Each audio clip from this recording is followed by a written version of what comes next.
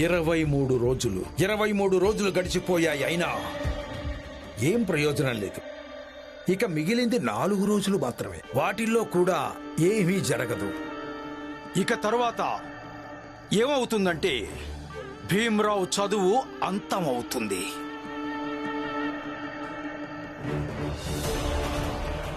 రామ్జీ, నువ్వు చాలా బాధగా కనిపిస్తున్నావు. నువ్వు ఒక పని చెయ్యి. నువ్వు భజనలు పాడుతూ నీ దుఃఖాన్ని తగ్గించుకో. అయ్యగారు, ఇక ఈ దుఃఖం శాశ్వతంగా ఉండిపోతుంది.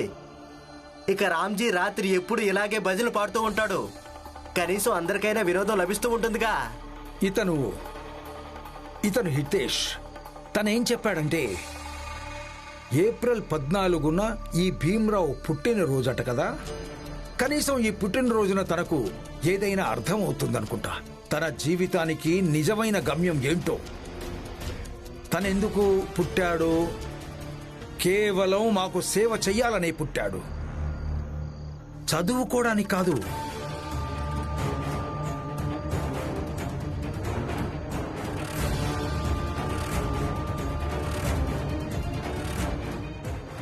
రామ్జీ, తన పుట్టినరోజు జరుపు.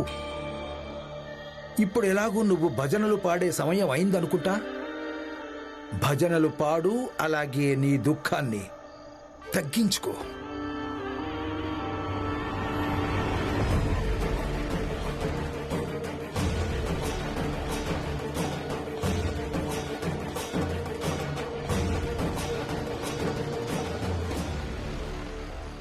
ఏంటి రామ్జీ, నువ్వు మరీ అంతగా ఆలోచించుకో. వెళ్ళి భజనలు పాడు. అవును రామ్జీ, త్వరగా వెళ్ళి మాకు వినోదాన్ని పంచు. అవును రామ్జీ బాబాయ్, భజనలు వినిపించండి. 23 రోజులు గడిచిపోయాయి. అయినా ఇక మిగిలింది 4 రోజులు మాత్రమే. ఆ తర్వాత ఏమవుతుంది? భీమ్రావు చదువు అంతమవుతుంది. ఇక ఈ దుఃఖం శాశ్వతంగా ఉండిపోతుంది. కనీసం ఈ పుట్టినరోజునైనా తనకు అర్థమవుతుంది తన జీవితానికి నిజమైన గమ్యం ఏంటో అని. తనెందుకు పుట్టాడు, కేవలం మాకు సేవ చేయడం కోసమేనని, చదువుకోవడం కోసం కాదు అని. నాన్నా, మావయ్య,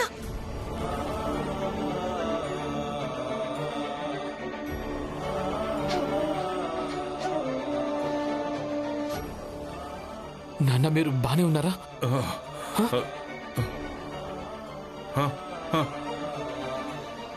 నాన్న, మీకు తెలుసు కదా, మిమ్మల్ని చూసి చూసి మేము కూడా పోరాటం నేర్చుకున్నాం.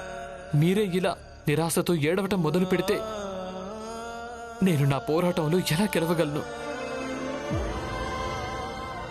బావున్నాను బాబు, బావున్నాను.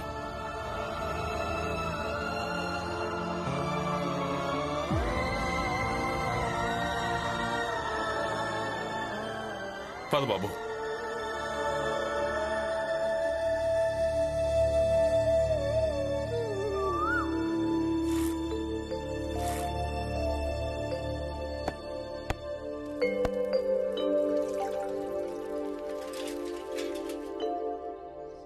ఆగు భీమ్, ఈరోజు నీ పుట్టినరోజు కదా. కానీ బాధాకరం, సంతోషాన్ని జరుపుకోవడానికి నీ దగ్గర ఒక్క కారణం కూడా లేదు. ఇన్ని రోజుల్లో జరగలేంది అది ఈ 4 రోజుల్లో ఏం జరుగుతుంది?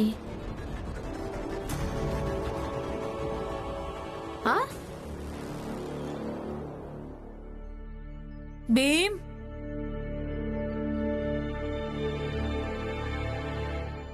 బాబు, ఈరోజు నీ పుట్టినరోజు కదా. ఇది మా అందరి తరపున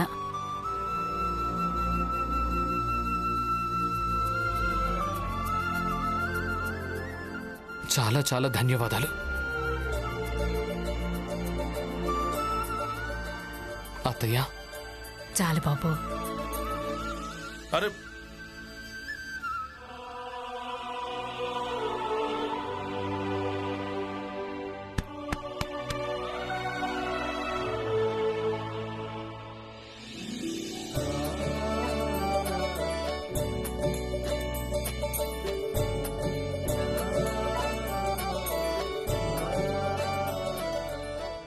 చల్లగా ఉండు బాబు.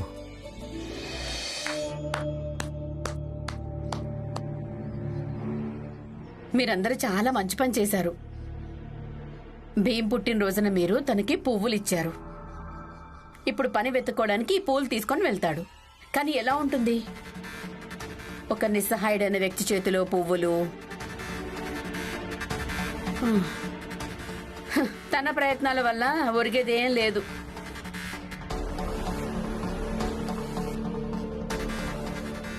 ఏమవుతుందో తెలియదు, కానీ ప్రయత్నం చివరి సమయం దాకా కొనసాగించడం మంచిది. దానివల్ల ఏం లభిస్తుంది? చాలాసార్లు గెలుపు, అలాగే ఎంతో గొప్ప అనుభవం కూడా లభిస్తుంది.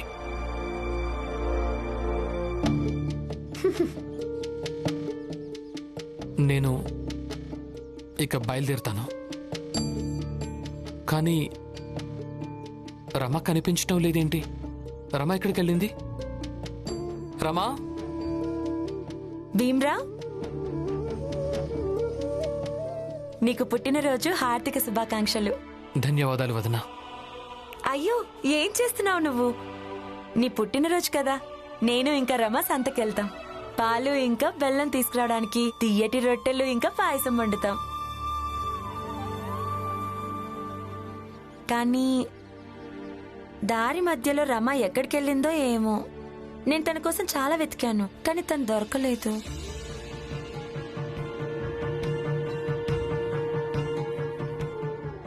రమ ఎక్కడుంటుందో నాకు తెలుసు. నేను వస్తాను.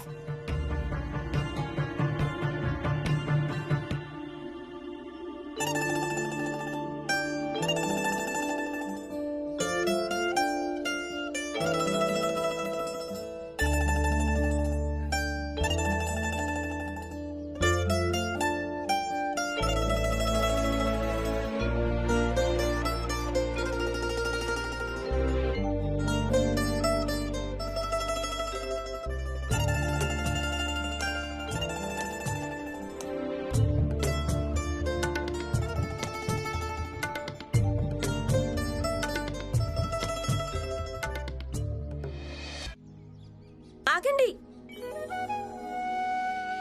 నేనేం చేస్తున్నానో మీకు తెలుసా? తెలీదు. ఏం చేస్తున్నావు? నేను మీకోసం ఉత్తరం రాస్తున్నాను. నా కోసం ఉత్తరమా? ఏం రాసావు? చూపించు. ఆగండి, ఇప్పుడే కాదు, వెనక్కెళ్ళండి. అరే, వెనక్కెళ్ళండి చెప్పానా? వెళ్ళండి. నాదొక షరతు, దాన్ని మీరు అంగీకరిస్తేనే చూపిస్తాను. ఏమంటున్నావు రమా? నా కోసం రాసిన ఉత్తరాన్ని చూడడానికి షరతా? ఎందుకలా అంటున్నావు? చూపించు.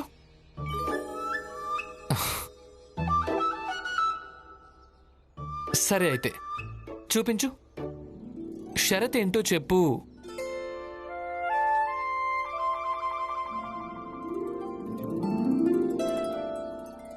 ఆ షరత్ ఏంటంటే, మ్మ్. ఈరోజు మీ పుట్టినరోజు. మ్మ్. అయితే మీరు మ్మ్. నన్ను షికారుకి తీసుకువెళ్ళాలి, అది కూడా సముద్ర తీరానికి. ఏంటి రమా? మీరు వినండి, ఇక మనం షికారు తర్వాత ఇంటికి వెళ్ళినప్పుడు అప్పుడు నేను ఈ ఉత్తరం చదవడానికి మీకు ఇస్తాను.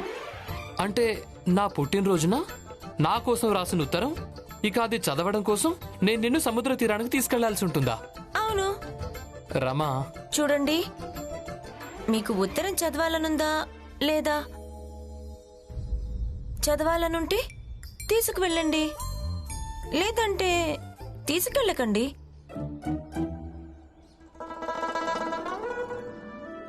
మరి నేను మీకు ఒక విషయం చెప్పనా? ఏంటది? ఈ ఉత్తరంలో మ్మ్.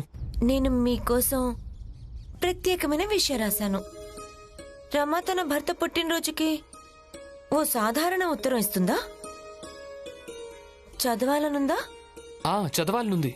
ఇప్పుడు కాదు, ముందు షికారుకి తీసుకెళ్ళండి. అంతగా ఈ ఉత్తరంలో ఏముండుంటుంది?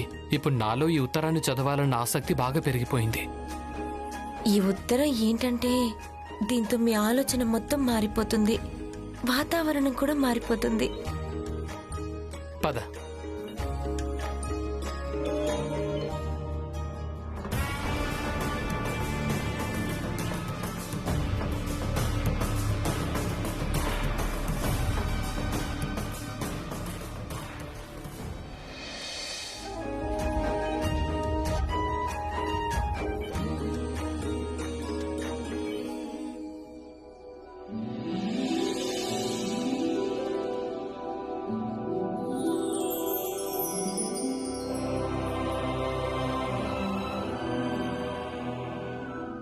రమా, ఇదంతా ఏంటి? ఎవరు చేశారు? ఏమో తెలీదు. ఇక అదంతా మీ ముందే ఉంది కదా, స్వయంగా వెళ్ళి చూడండి. మన ఇల్లు ఎంత అందంగా కనిపిస్తోందో కదా.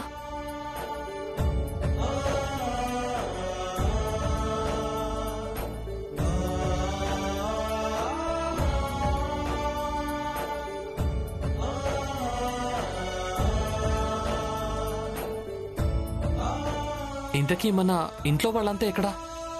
హ? ఏమో.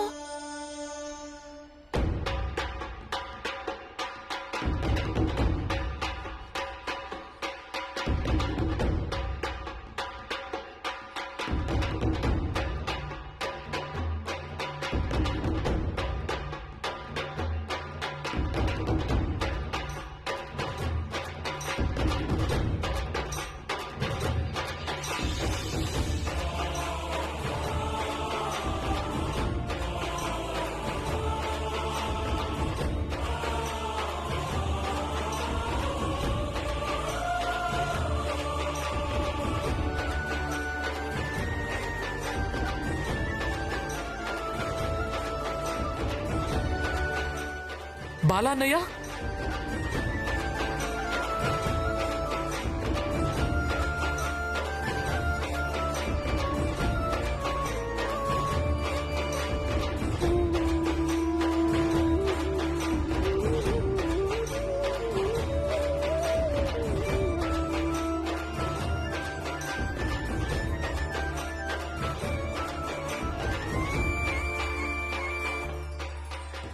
$2 నా జీవితంలోనే మొదటి సంపాదన. భీమ్, ఈ డబ్బును తీసుకుని వెళ్ళి నీ స్కూల్ ఫీజు కట్టే.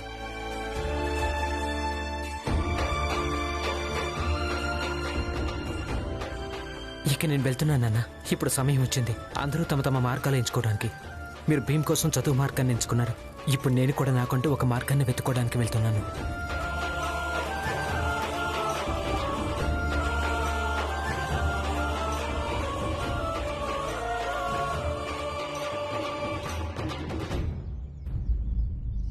బాలా అన్నయ్య, బాలా అన్నయ్య మీరా? అవును భీమ్, నేనే. ఇందులో ఆశ్చర్యపోవాల్సిందేముంది? మా భీమ్ పుట్టినరోజుకి ఇక నేను రాకపోవడమా? అలా ఎప్పుడైనా జరుగుతుందా? అన్నయ్య,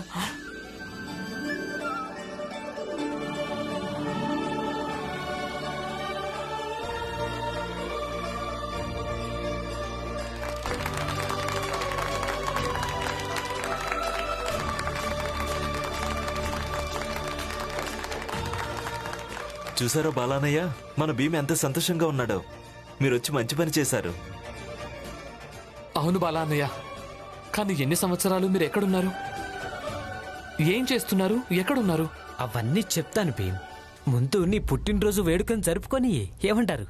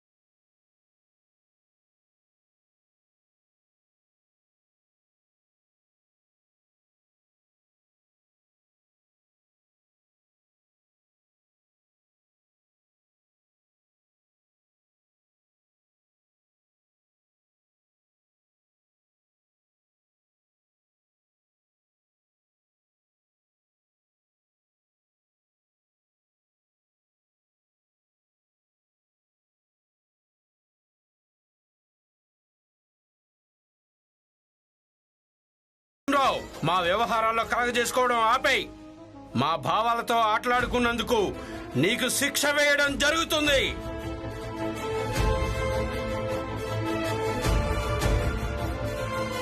ఒకవేళ ఈ మహిళా శవానికి నువ్వు అక్కడ చితి పెడితే దాంతో గ్రామ వాతావరణం మొత్తం కలుషితమైపోతుంది. ఆగు, నువ్వు అధర్మం చేస్తున్నావు. ఉత్తరం వేస్తున్నాను. దాన్ని శుద్ధి చేయాల్సి ఉంటుంది. శుద్ధీకరణ, శుద్ధీకరణ, శుద్ధీకరణ.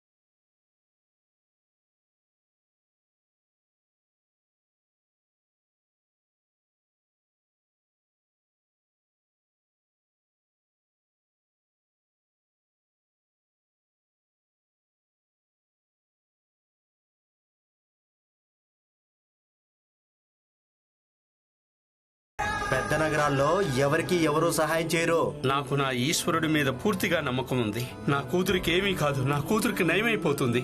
ఈమెను లోపలికి తీసుకొని పదండి, డబ్బులు మేమిస్తాం.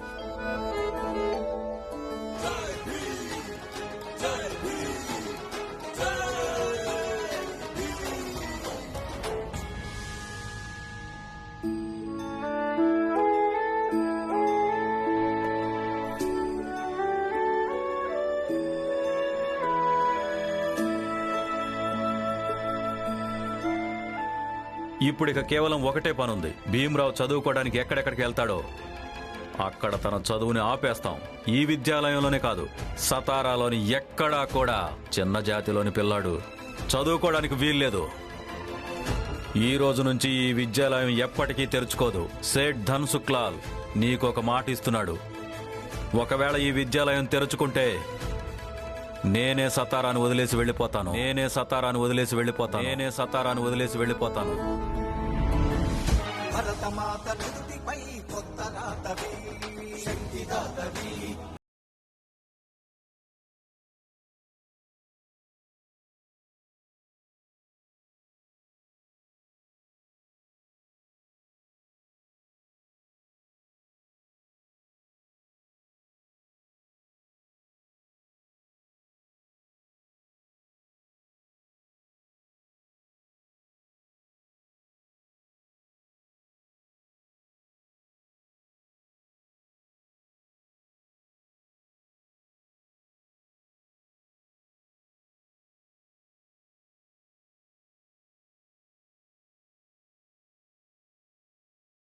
మీ నాన్నకు చెప్పు, సతారా సేఠ్ ధన్సుఖ్లాల్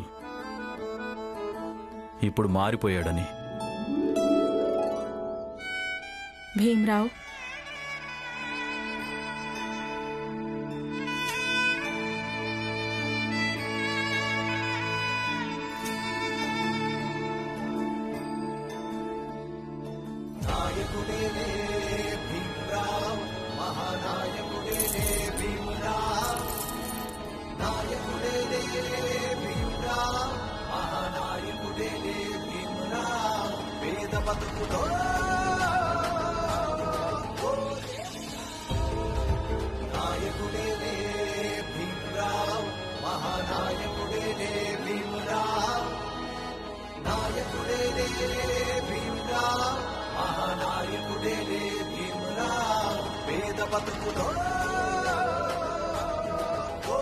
నేను ఏ జాతిని ధర్మాన్ని నమ్మను. నేను నా తమ్ముడిగా భావిస్తున్నాను. ఒకవేళ మీరందరూ నీళ్ళు ఇచ్చేసారంటే నేను నీళ్లు తోడుకోవడానికి రాను, లేదంటే వస్తాను. ప్రతిరోజు వస్తాను. మాధవి అక్క పూణే వెళ్తుంది, సావిత్రిబాయి పూలే గారి ఆశ్రమానికి వెళ్తుంది.